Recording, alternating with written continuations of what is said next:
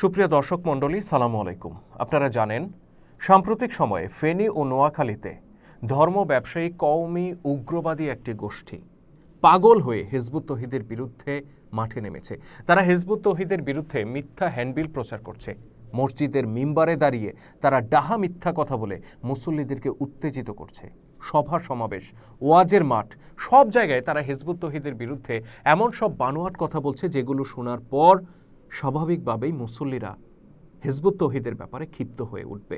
তাদের এই মিথ্যাচার দেখে প্রশ্ন ওঠা স্বাভাবিক যে কিভাবে মিথ্যা বলতে হয় এই বিষয়ের উপর তাদের মাদ্রাসায় কোনো কোর্স বা কর্মশালা করানো হয় কিনা। যদি করানো না হয় তাহলে এত সুন্দর সুন্নতি লেবাস ধারণ করে এত অবলীলায় মানুষ কিভাবে মিথ্যা কথা বলতে পারে? আমরা তো পারি না।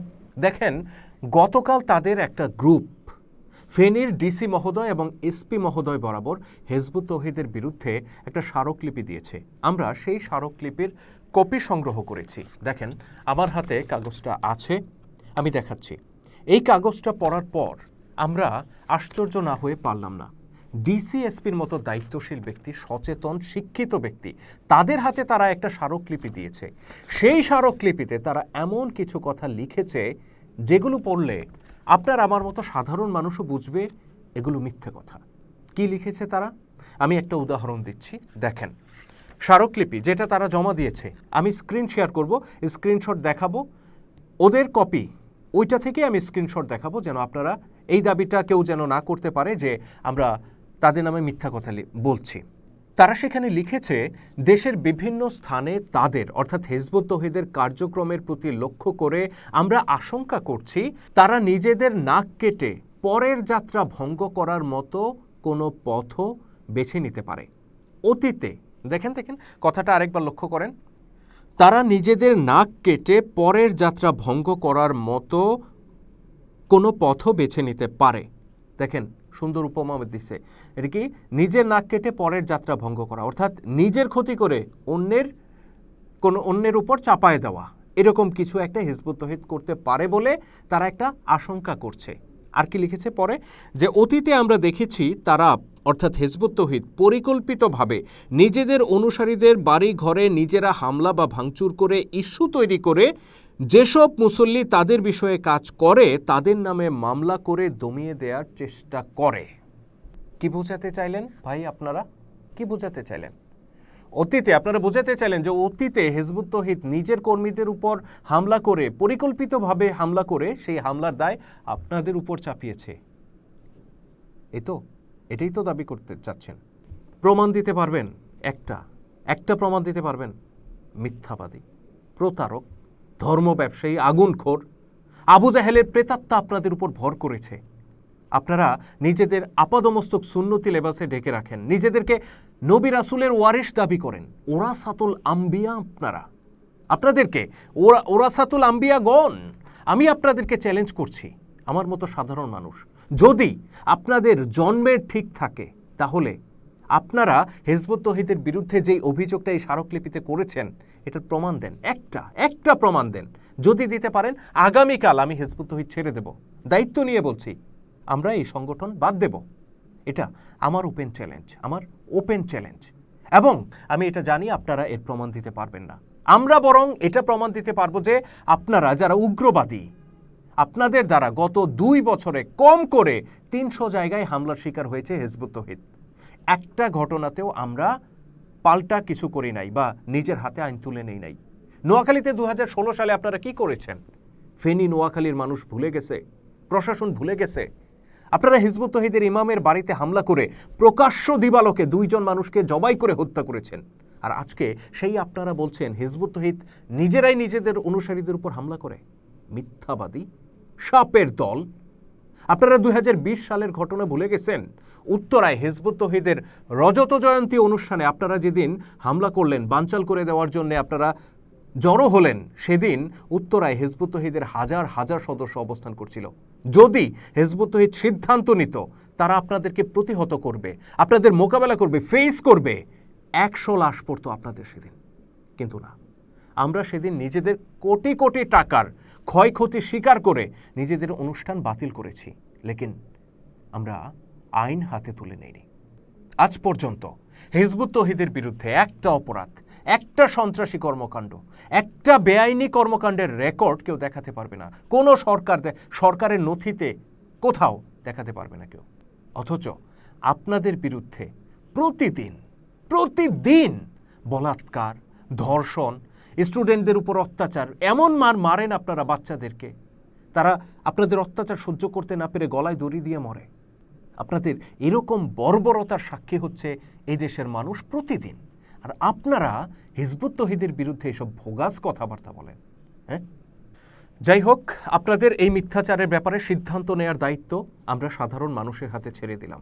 আমরা মানুষকে বোকা মনে করি না, আপনারা মনে করতে পারেন। আপনারা যদি মানুষকে বোকা মনে না করবেন তাহলে এই কথা কেন বলেন, কিভাবে বলেন যে হিজবুত তৌহিদ মানুষের ঈমান ধ্বংস করে দিচ্ছে? আরে ভাই, ঈমান কি এত সস্তা, কচু পাতার পানি যে আমি নাড়া দিলাম আর পড়ে গেল সাথে সাথে? এত বোকা মনে করেন কেন মানুষকে?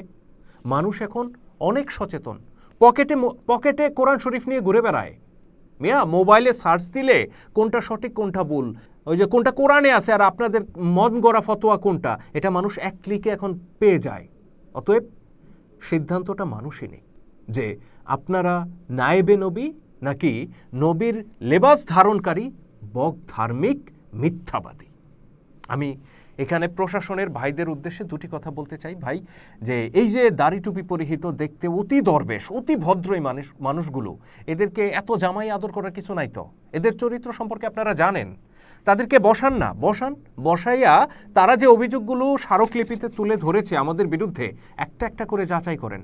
যাচাই করলে আপনারা বুঝতে পারবেন কোনটা সত্য, কোনটা ডাহা মিথ্যা, আর কোনটা টুইস্ট করা মিথ্যা। টুইস্ট মানে তো বোঝেন, আপনারা শিক্ষিত মানুষ, না বোঝার কোনো কারণ নাই। ধরেন আমরা আমাদের বইতে ইংরেজিতে 6 লিখেছি, বর্ণ 6, তারা এটারে উল্টাই দিয়ে বলবে দেখেন এটা 9 লিখেছে। আমাদের বইতে 6 লেখা, তারা ঘুরাই দিয়ে বলবে 9 লেখা। এইভাবে তারা মিথ্যাচারগুলো করে। আমরা যেটা লিখেছি তার আগে থেকে পিছন থেকে সব ফেলে দিয়ে একটা লাইন নেবে, একটা লাইনের মধ্যে কয়েকটা শব্দ আবার অ্যাড করবে, কয়েকটা শব্দ অ্যাড করে এমন একটা লাইন তারা বানাবে, সেটা আপনার পড়লে আপনার নিজেরও মাথা ঘুরে যাবে। হ্যাঁ, হিজবুত তৌহিদ এটা দাবি করে, এটা বলে, এটা বিশ্বাস করে।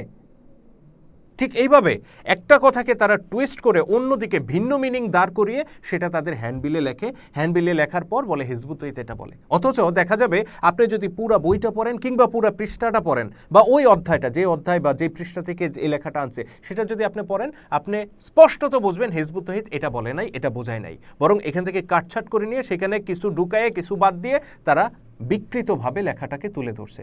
তারা এই করে জনগণকে উত্তেজিত করার জন্য এতদিন হ্যান্ডবিল করে আসছে। আজকে ঠিক আমি এই স্মারকলিপিতে দেখলাম সেই জিনিসগুলোই তারা সেইভাবে বিকৃতভাবে 6-9 বানায়া 9-6 বানায়া আপনাদের সামনে তুলে ধরছে। আপনারা এটা যাচাই করেন, তাদেরকে বসান, যারা আপনাদের কাছে এই স্মারকলিপি দিয়ে গেছে বসান। আমাদের তো কমিটি আছে, সব জায়গায় আছে, আপনার ফেনীতে আছে, নোয়াখালীতে আছে, কোথায় নাই আমরা? তারপর আমাদেরকে ফোন দেন, আমরাও যাই, আমরাও বসি, তারাও বসুক, আপনার সামনে আমরা বই নিয়ে যাব। তারা আনছে স্মারকলিপি, এখানে তারা কিছু লিখছে, আমরা বই নিয়ে যাব, আস্ত বই, জলজ্যান্ত বই লেখায় বই থেকে আমরা বের করে দেখাবো আমরা কি লিখছি আর তারা কি বলতেছে। এটা যাচাই বাছাই করলেই আপনারা বুঝে যাবেন তারা কত বড় মিথ্যাবাদী এবং জালিয়াত চক্র। আরেকটা কথা বলি প্রশাসনের ভাইদের প্রতি, তারা যে বলল হিজবুত তৌহিদ নিজেদের ঘর বাড়িতে নিজেরা হামলা করে তার দায় তাদের উপর চাপাবে, এরকম একটা আশঙ্কা তারা করতেছে, এটা বললো না? এর মানে হচ্ছে তারা ভিতরে হিজবুত তৌহিদের উপরে ভয়ঙ্কর কোনো হামলা চালানোর একটা পরিকল্পনা তারা করছে এবং এই পরিকল্পনা নিয়ে তারা এগিয়ে যাচ্ছে। তারা এই পরিকল্পনাটা করেছে বলেই তারা আগে থেকে একটা ইঙ্গিত আপনাদেরকে দিয়ে দিল। এরপর যে কোনো দিন যে কোনো ধরনের একটা ঘটনা তারা ঘটিয়ে কি বলবে, এটা হিজবুত তৌহিদ করছে, আমাদেরকে দোষী করার জন্য করছে, আমরা তো আগেই বলছি এরকম করবে হিজবুত তৌহিদ। সাবধান, গোয়েন্দা লাগান এদের পিছনে, আমাদের পিছনেও লাগান, কোনো সমস্যা নাই। আমাদেরকেও দেখুক গোয়েন্দারা, তাদেরকেও দেখুক। বাংলাদেশে দেখেন, বাংলাদেশে এখন কোনো নাই, এমন কোনো ইস্যু নাই যেটাকে নিয়ে দেশকে অস্থিতিশীল করবে। দেশ খুব স্থিতিশীলতার মধ্যে দিয়ে যাচ্ছে, আর এই স্থিতিশীলতা এদের ভালো লাগে না। এদের গায়ের মধ্যে প্রচণ্ড রকমের কি বলে দাঁত, খাউজানি, চুলকানি, এই ধরনের প্রচণ্ড জ্বালাপোড়া আছে এদের গায়ের মধ্যে।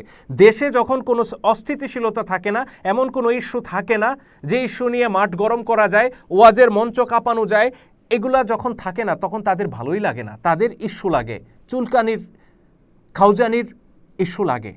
এখন দেশে কোনো ইস্যু নাই, তারা হিজবুত তৌহিদকে ইস্যু বানিয়ে বাংলাদেশকে অস্থিতিশীল করতে চায়, বাংলাদেশে একটা মানে কি বলে ঘোলাটে পরিস্থিতি তৈরি করতে চায়। এটা আপনারা ভালো করে জানেন। যেহেতু জানেন, এদের ব্যাপারে সতর্ক থাকেন। এটা আপনাদের প্রতি আমাদের দ্বিতীয় অনুরোধ। শেষ কথাটা সাধারণ মানুষের উদ্দেশ্যে বলি, ভাই লেবাস দেখে কাউকে বিশ্বাস করবেন না, সেই দিন চলে গেছে। এখন কে ধার্মিক আর কে লেবাসের আড়ালে লুকিয়ে থাকা বক ধার্মিক, এটা বোঝা মুশকিল। অতএব লেবাস না দেখে লেবাসের ভেতরে যে মানুষটা আছে সেই মানুষটা সত্য বলছে নাকি মিথ্যা বলছে এটা যাচাই করেন। এটা আল্লাহর হুকুম, আমাদের কথা না। আল্লাহ বলছেন যাচাই করো। যদি আপনি যাচাই করেন সত্য মিথ্যা, এটা যাচাই বাছাই করে দেখেন, তাহলে আপনি এই ধর্ম ব্যবসায়ী গোষ্ঠীর মিথ্যা, এদের প্রতারণা, এদের জালিয়াতি এ ব্যাপারে একদম পরিষ্কার হয়ে যাবেন। আল্লাহ তাআলা আমাদের সবাইকে হেদায়েতের পথে পরিচালিত করুন, আলোর পথে পরিচালিত করুন, সত্যের পথে ধাবিত করুন। আমিন। সালামু আলাইকুম ওয়া রাহমাতুল্লাহি ওয়া বারাকাতুহু।